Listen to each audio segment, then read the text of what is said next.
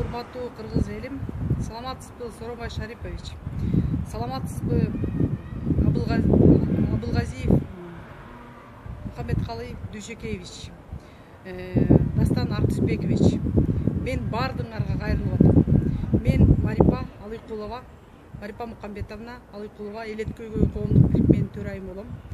1-июндан баштап 8-июнга чейин түштүккө Ош областына, Жалал Абад областына, Баткен областына ушу биз азыркы болуп аткан жашообуздагы кырдаалдан кандай чыгыш керек, жана ошондой эле биздин эң чечиле турган нерсе бул Кыргызстанды экономикасын көтөрмөйүнчө эчтеке колубуздан келбесин көзүм жетип, ошо түштүк регионго кыдырып, эл менен мындай айтканда учурашып, катышып келдим. Бирок тилекке каршы ушул нерселерге абдан жаман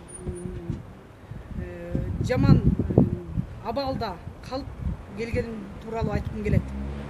Биринчиден, Баткен областына барганда биздин Кадамжай районунун акиминин туура эмес кылган иштерине күбө болуп келдим. Эмне себептен?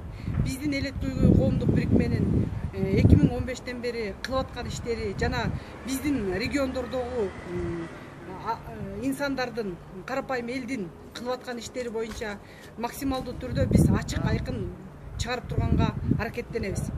Жана ошондой эле биздин WhatsApp группаларда бүт бардыгы ачык айкын. Каттар менен да кайрылып, биз каттарга жооп алып, ошол каттардын натыйжасында да иштерди алып барабыз. Бирок Кадамжай районунун акими өзүнүн сабатсыздыгы, өзүнүн билимсиздигин көргөзүп, мени аферист, мошенник кылып койду.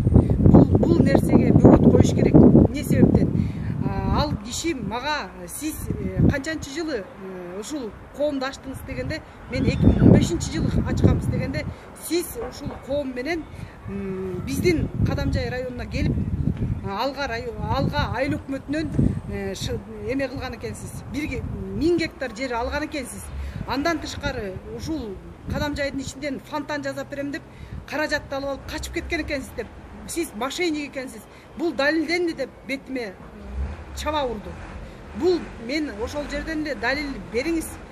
Мындай болбош керек. Бул репутацияма аябай катуу келип атат. Биз териштирели десек, жылуу сөз менен узатып мени көңүлүмдү алып туруп кеткенден кийинки маселеси ушул биз аферисттерди кууп жибердик деп айтыптыр. Бул туура эмес. Эми мен ушул прокуратурага кайрылам. Урматтуу Сооронбай Шарипович, муну сиз бөгөт коюп, муну изилдеп чыкпасаңыз болбой калды.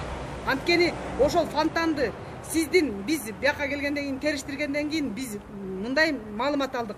Фонтанды сиздин предвыборный кампанияңызда кандайдыр бир адамдар ошол фонтанды жасап беребиз деп неме кылган экен. Фонтандын акчасы, каражаты каяка кеткен, эмне болгон жөнүндө бул сиздин репутацияңыз, биздин репутациядагы кадимкидей тиешеси бар экенин уже сиз өзүңүз көзүңүз жетип турат. Кадамжай районунун акиминин ошондой туура эмес кылып мага жалоо жабуусу менен ошо 1000 гектар жерлер жана ошондой эле коррупционный схема, жемкорлуктун көзү ачылганы анык болуп чыкты. Ошондуктан мен азыркы учурда мына пресс-конференцияны даярлап атам, тегерек стөлдөрдү даярлап атам. Мен эгерде ушул авиримди жаап, ушул мен репутациямды коргоп бербесеңер, анда мен билбейм эмне кылышым керек. Мен анда уже биздин сотторго кайрылып, андан тышкары башка мамлекеттердин сотторуна да кайрылып, башка эксперттерге да кайрылганга мажбур болом. Менин артымда канчалаган элдер бар.